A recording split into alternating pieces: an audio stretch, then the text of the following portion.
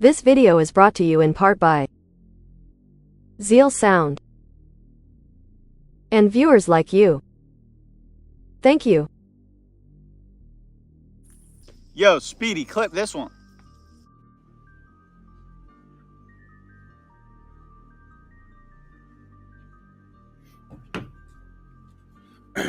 Alright, y'all, we got another crackpot tinfoil hat conspiracy theory about this whole impossible Easter egg. You know what I'm saying? Just doing a little bit of runs. I spawned in his Neo, fire. You know what I'm saying? And kind of remembered a few things from the past. You know, as far as like the trip mines. And then it's crazy because the KN-44, like that isn't really a new lead. That's actually stuff that people been recognized, and they're just now bringing it to the forefront. They probably found in some Reddit comment, something like that. There are a few connections that's being made as far as like conversations that people had with Jason Blundell or whatever, but for the most part, people already knew about the whole hypercube theory and the equations and whatnot.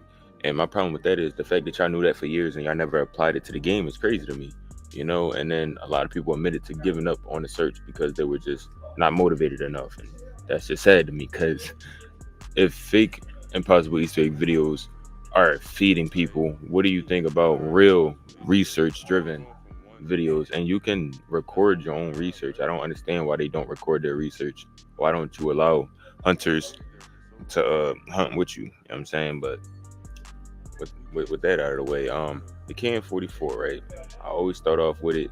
I don't know if using wall power on it gives it a dialogue, because I haven't noticed anything. But when I don't buy it pack-a-punched, I get a little phrase from one of the characters.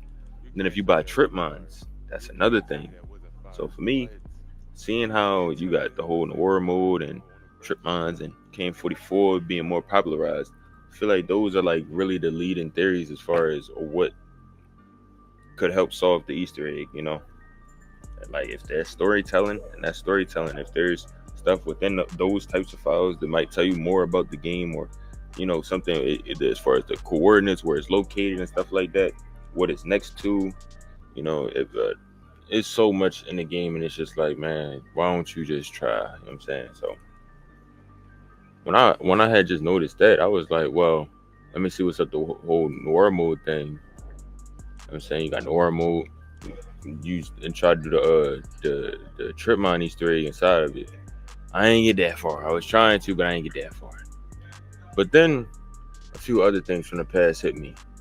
Visual effects, visual cues, visual. Aren't there multiple filters besides Noir mode and classic? Don't you also have like the whimsical gobblegum? Samantha loves them gobblegum, huh?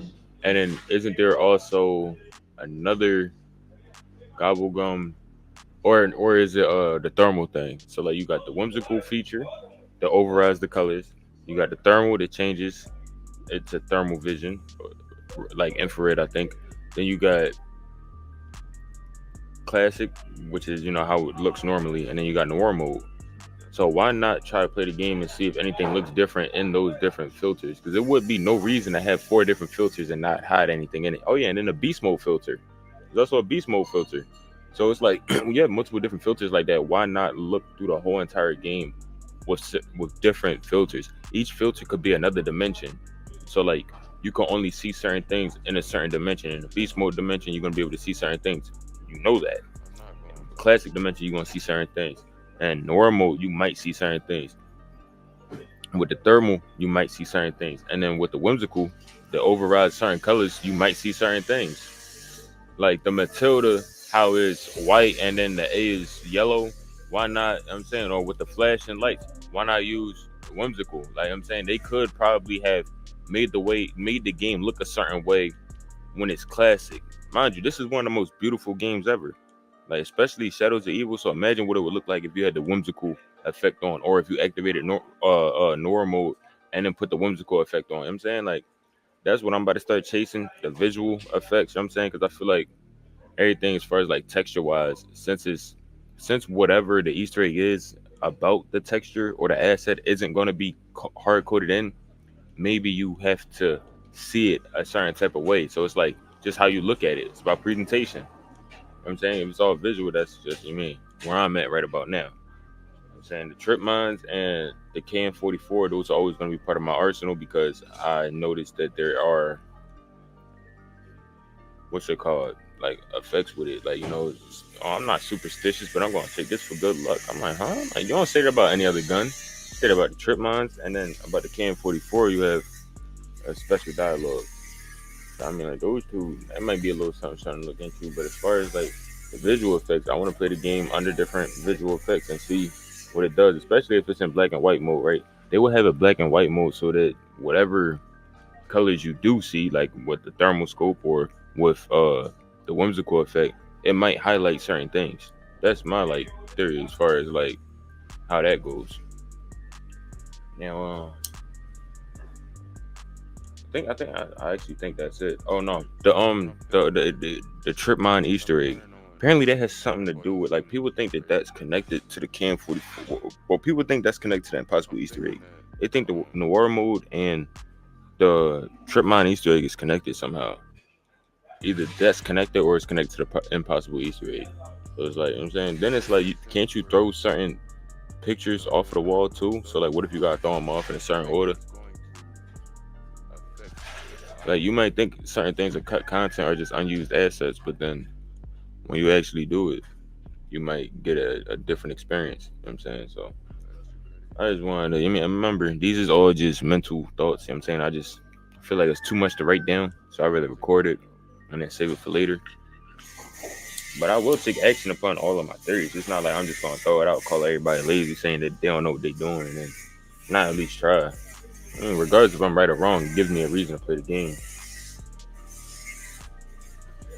And it gets me to play the game differently every time. You know what I'm saying? Think about it. Shadows of Evil, there's 4 different characters. There's how many different Easter eggs? There's so much that changes every time you're in a match. No Shadows of Evil match is going to be the same. So it's like, if you're playing it the same every single time, you're going to miss a lot. You know what I'm saying? So like, when you're playing as Jessica, you should probably play from the perspective of Jessica. Like, immerse yourself completely as Jessica, and then try to, I guess, like, do or search for things that she probably would. Because think about it, she's probably confused about all this. She's not just trying to go see the Shadow Man or whatever. She probably trying to do a little bit more. And there was so much that I was able to do before I even opened up Pack-a-Punch. I wasn't even planning on opening up Pack-a-Punch. I didn't open up Pack-a-Punch until everybody left. I did all the rituals by myself and everything. So it was like, I don't know. I don't think that you should get the summoning key. You know what I'm saying? I don't know. It just feels like it's so different when you have your summoning key and doing the rituals versus not doing it at all. If you just leave everything untouched, you know, you're not gonna be able to upgrade your sword, but who cares? You can still get the Silver Protector. I think there's even a Silver Protector Easter egg. Now, if you take him somewhere, he does something. Might be a little interactable. I still want to know what's on the other side of them tracks. You know what I'm saying? Because the tram only goes one way, but if you go to canals, it extends further. And it's like, there's plenty of times, like in the Rise and Drop, you can ride a dragon.